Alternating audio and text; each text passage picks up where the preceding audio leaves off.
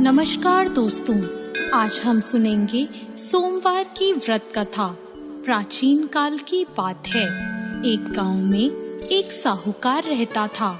साहूकार बहुत धनी था, लेकिन उसकी कोई संतान नहीं थी। साहूकार अपने वंश को लेकर हमेशा चिंतित रहता था। साहूकार भगवान शिव को प्रसन्न करने के लिए सोमवार का व्रत रखता था और व्रत के दौरान भगवान शिव पार्वती की पूजा करता और शाम को शिवलिंग पर दीपक जलाता था।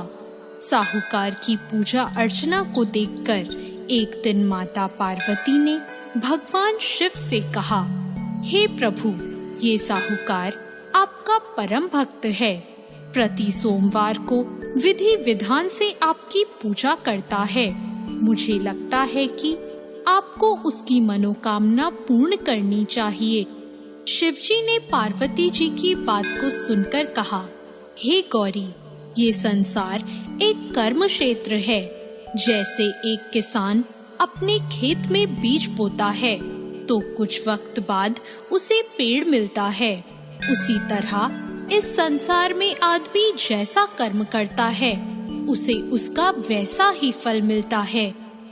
भगवान शिव बोले कि इसके कर्मों में संतान सुख नहीं है, लेकिन माता पार्वती ने भोले भंडारी से दोबारा आग्रह किया और कहा, हे नाथ, फिर भी आप इसकी मनोकामना पूर्ण कर दीजिए। यह आपका परम भक्त है। अगर आपने अपने भक्तों की इच्छा को पूर्ण नहीं किया तो वो आपकी पूजा आराधना क्यों करेंगे? माता पार्वती के इतना आग्रह करने पर भगवान शिव ने कहा, यह साहूकार बहुत धनवान है और इसके कोई पुत्र नहीं है, इसलिए ये सदैव चिंतित रहता है। लेकिन इसके भाग्य में संतान योग भी नहीं है।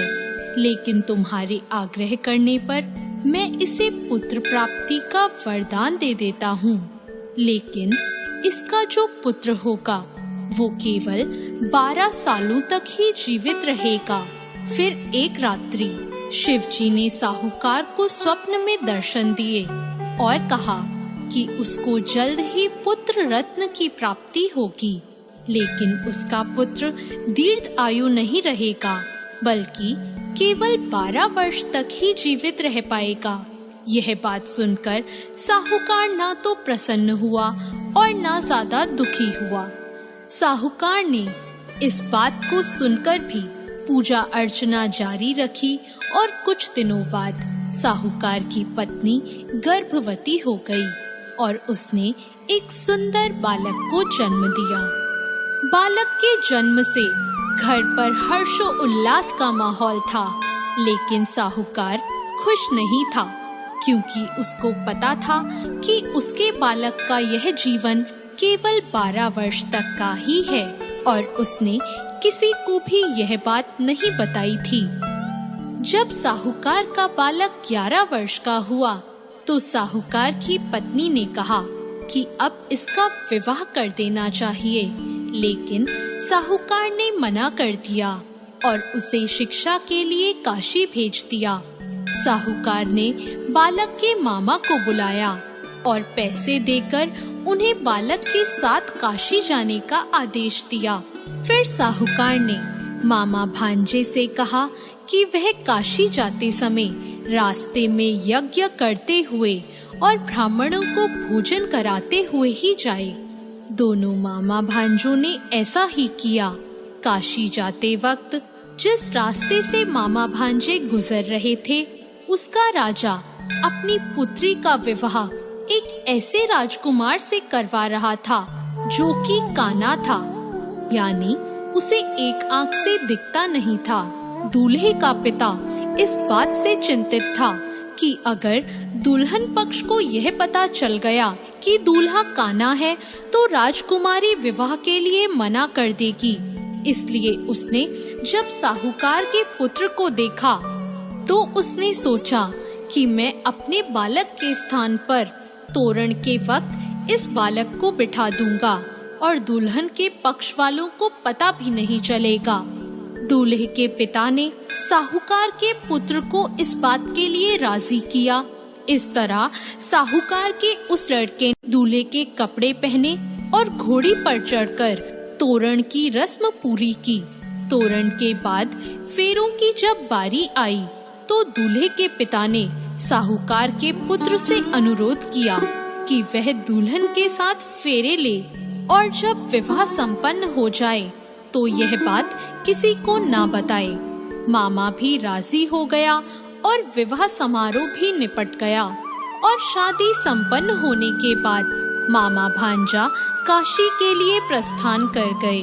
परंतु साहूकार के पुत्र ने दुल्हन के कपड़ों पर लिख दिया कि तुम्हारी शादी मुझसे हुई है, लेकिन जिसके साथ तुम जाओगी वह एक आंख वाला आदमी है और मैं काशी में शिक्षा ग्रहण करने जा रहा हूँ।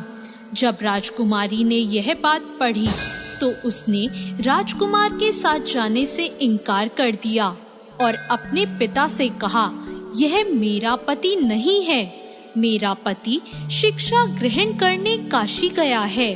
जब सब जगह यह बात फैल गई तो मजबूरी में दूल्हे के पिता को सारी बात बतानी पड़ी और दुल्हन के पिता ने भी अपनी बेटी को भेजने से इनकार कर दिया। इधर मामा भांजे दोनों काशी पहुंच गए और बालक शिक्षा ग्रहण करने लगा और मामा ने यज्ञ कराना भी शुरू कर दिया। जब साहूकार का पुत्र 12 साल का हो गया तो एक दिन वो अपने मामा से बोला कि उसकी तबीयत ठीक नहीं है और वह सोने अंदर जा रहा है। साहूकार का पुत्र अंदर सोने गया और उसकी मृत्यु हो गई। कुछ देर बाद जब मामा अंदर पहुँचे, उन्होंने जब अपने भांजे को मरे हुए देखा तो वो बहुत दुखी हुए, परंतु वह रो नहीं सकते थे वरना उनका यज्ञ अधूरा रह जाता।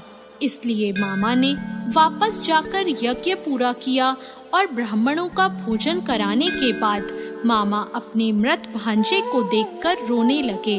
उसी वक्त उसी मार्ग से शिव पार्वती गुजर रहे थे।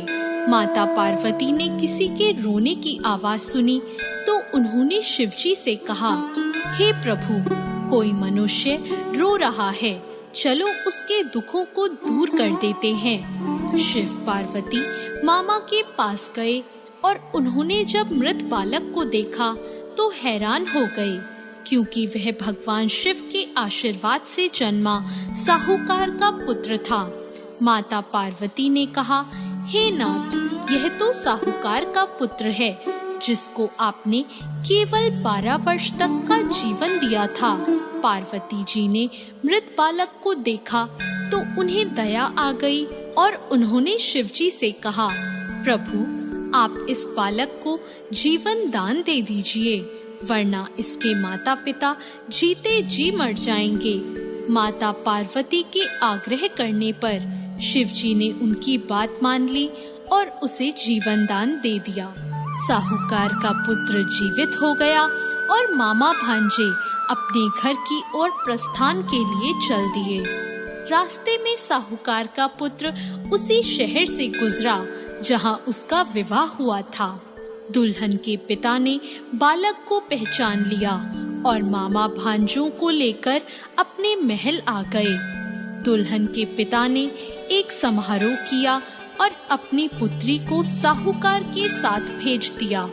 जब साहूकार का बालक अपने घर पहुंचा तो उसके माता पिता छत पर बैठे थे और सोच रहे थे कि अगर उनका पुत्र सही सलामत वापस नहीं लौटा तो वे दोनों भी इसी छत से कूदकर अपनी जान दे देंगे। पर उसी समय उसके मामा वहां आ गए और उन्होंने बताया कि उनका पुत्र जीवित है और विवाह करके वापस लौटा है। साहूकार ने अपने बालक को जीवित देखा तो खुशी से उसका स्वागत किया और साहूकार का पूरा परिवार खुशी खुशी अपना जीवन बिताने लगा। जैसे भोलेनाथ ने इस परिवार पर कृपा करी, ऐसी कृपा सब पर करना। तो दोस्तों, कैसी लगी आपको आज की ये कथा? ऐसी और कथाओं के लिए हमारे चैनल भक्ति ज्ञान को सब्सक्राइब करें। धन्यवाद।